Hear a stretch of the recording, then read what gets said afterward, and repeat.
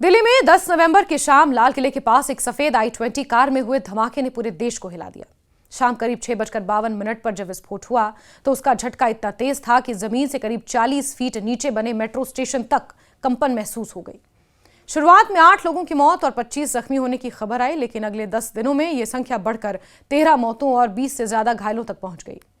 Blast की जगह पर बिखरे मानव अवशेष, आसपास खड़ी करीब दर्जन भर गाड़ियों का तबाह होना और घायलों की हालत ने इस घटना की गंभीरता को और बढ़ा दिया। धमाके के बाद जांच के दौरान एक चौंकाने वाला पहलू सामने आया। यह पहला मौका था जब इतने पढ़े लिखे डॉक्टर एक आतंकी मॉड्यूल का हिस्सा पाए गए।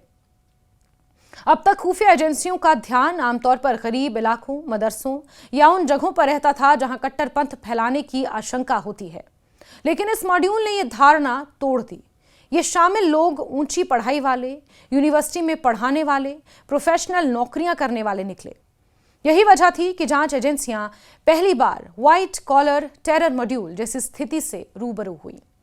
जांच की दिशा धमाके के फौरन बाद ही बदल गई, जब पता चला कि आतंकी इस हमले के जरिए बाबरी मस्जिद की बरसी से पहले संदेश देना चाहते थे। फरीदाबाद से गिरफ्तार की गई डॉक्टर शाहीन की डायरी में मिशन D6 का जिक्र मिला, जिससे पता चला कि 6 दिसंबर को देश के कई शहरों में धमाके करने की योजना बनाई गई थी और इसी सिलसिले में 32 कारें खरीदी गईं। उनमें बम फिट करने की तैयारी चल रही थी, जिसमें Brezza, Swift Dzire, EcoSport और i20 जैसी गाड़ियां शामिल थीं। नेशनल इन्वेस्टिगेशन एजेंसी यानी NIA की जांच में यह पता चला कि ब्लास्ट में इस्तेमाल हुई i20 कार OLX के जरिए खरीदी गई थी और इसके कागजों में पुलवामा का पता इस्तेमाल किया गया था। फरीदाबाद के रॉयल कार जोन के मालिक ने जांच में बताया कि कार लेने आए लोग असली पहचान छुपा रहे थे और कार नाम ट्रांसफर कराने का समय भी नहीं मिला था, क्योंकि उससे पहले ही उसमें विस्फोट कर दिया गया। बाद में यह भी सामने आया कि मुख्य आरोपी डॉक्टर उमर नबी इस मॉड्यूल का बेहद अहम हिस्सा था और उसी ने कार में बम फिट किया। उसके सहयोगी आमिर राशिद अली ने कार खरीदने और दिल्ली तक लाने में मदद की। धमाके के बाद जांच की रफ्तार तेज हुई और 10 दिनों में 20 से अधिक गिरफ्तारियां हो चुकी। इसमें डॉक्टर, मौलवी, यूनिवर्सिटी के स्टाफ, तकनीकी जानकार, हथियार सप्लाई करने वाले और स्थानीय मददगार शामिल हैं। पुलवामा का डॉक्टर मुजम्मिल शकील, जो फरीदाबाद की अल-फलाह यूनिवर्सिटी में पढ़ाता था, सबसे पहले पकड़ा गया।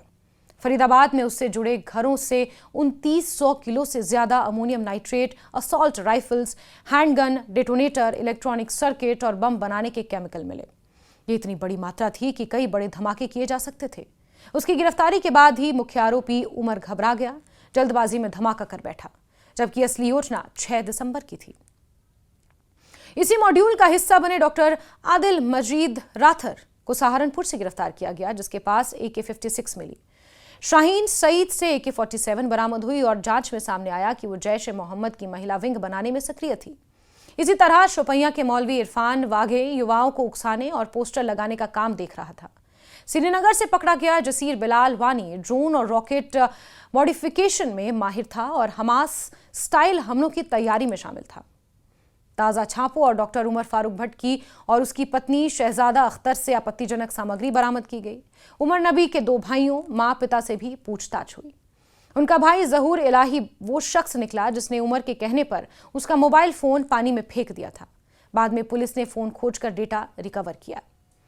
इस 10 दिन के दौरान पुलिस और NIA ने कई राज्यों में छापे मारे। फरीदाबाद, हरियाणा, पुलवामा, शोपियां, गांदरबल, अनंतनाग, कुलगाम, लखनऊ, सहारनपुर, कानपुर, मेवात, असम, पंजाब, मध्य प्रदेश और दिल्ली के कई इलाके।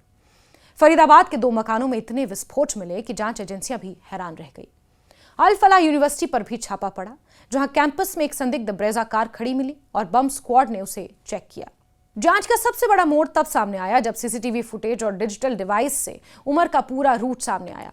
लाल किले के पास धमाके से कुछ घंटे पहले वो सुनहरी मस्जिद की पार्किंग में कार खड़ी करता दिखा। मस्जिद में नमाज पढ़कर बाहर आया, फिर कार में जाकर डेटोनेटर जोड़ता है और कुछ मिनट बाद कार चलाकर ब्लास्ट करता है। मेवात टोल के कैमरे में वो सुबह ही हरियाणा में प्रवेश करता दिखा। तुर्कमान गेट पर उसे ब्लास्ट से पहले टहलते और प्रेयर करते देखा गया। कुल मिलाकर 50 से ज्यादा कैमरों ने उसकी हरकतें दर्ज की, जिनसे उसका पूरा सफर पता चल गया। इस दौरान उमर का एक वीडियो भी रिकवर हुआ, जिसमें वो टूटी फूटी अंग्रेजी में कहता है कि ये शहीद होने वाला ऑपरेशन है, ना कि आत्महत्या। हालांकि कई विशेषज्ञों का मानना है कि उसकी बातों में विरोधाभास है और वीडियो बनाने का असली मकसद साफ नहीं है। ब्लास्ट साइट को कई दिनों तक घेरा गया। लाल किला मेट्रो स्टेशन 15 नवंबर तक बंद रखा गया। अब स्टेशन खुल गया है, लेकिन सुरक्षा कहीं ज्यादा बढ़ा दी गई है। दिल्ली में हाई अलर्ट जारी है। कई राज्यों में भी एहतियात बरते जा रहे हैं।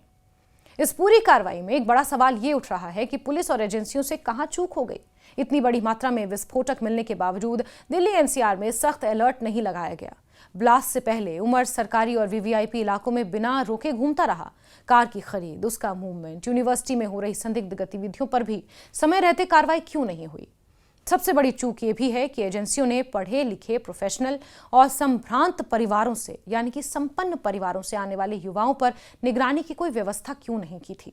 क्योंकि आतंकी संगठनों के बारे में हमेशा ये मान लिया जाता था कि वो गरीब और कम पढ़े लिखे लोगों को ही गुमराह करते हैं। दिल्ली कार ब्लास्ट ने ये मिथक तोड़ दिया। इस घटना ने साफ कर दिया कि आतंकवाद की दुनिया अब बदल चुकी है, उसका चेहरा बदल चुका है। इसमें सिर्फ गरीब या बेरोजगार युवा नहीं, बल्कि डॉक्टर, इंजीनियर, प्रोफेशनल्स और प्रोफेसर और तकनीकी विशेषज्ञ भी शामिल हो सकते हैं। यही कारण है कि इस मॉड्यूल को व्हाइट कॉलर टेरर मॉड्यूल कहा जा रहा है। एक ऐसा नेटवर्क जो दिखने में आम नागरिक जैसा है, लेकिन अंदर ही अंदर बड़े हमलों की साजिश रच रहा था।